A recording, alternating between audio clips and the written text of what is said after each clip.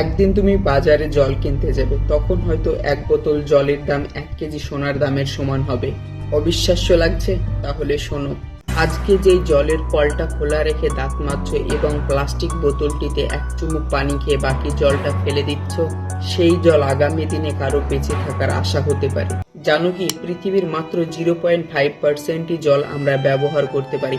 বাকি সব বরফ, লবণাক্ত এবং দূষিত জল। তবুও আমরা অপচয় করি প্রতিদিন, প্রতিনিয়ত। গবেষণা বলছে 2025 সালের মধ্যে ভারত, বাংলাদেশ, পাকিস্তানের মতন দেশগুলিতে জলসংকট ভয়াবহ রূপ নেবে। খাবার থাকবে কিন্তু রান্না করার জন্য জল থাকবে না। গাছ থাকবে কিন্তু গাছগুলি জল না পেয়ে ধীরে ধীরে মারা যাবে। আর তখন তুমি হয়তো প্রিয় মানুষকে এক গ্লাস জল দেওয়ার জন্য চোখের জল ফেলবে, কিন্তু তখনও সেই জল কোনোই কাজে আসবে না। তাই ভাবো, আজ তুমি যদি আজকে এই মুহূর্তে এক বালতি জল বাঁচাও কোনো অপচয় না করে, সেটা হয়তো আগামী দিনে গিয়ে কারোর জীবন বাঁচাতে পারে। তাই আজ থেকে শুরু হোক ছোট্ট একটা পরিবর্তন।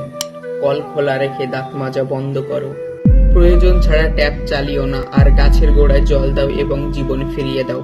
মনে রেখো, শেষ ফোঁটা জল পড়ার আগে তোমার চেতনা জাগুক, কারণ সচেতন মানুষই পারে আগামী পৃথিবী বাঁচাতে।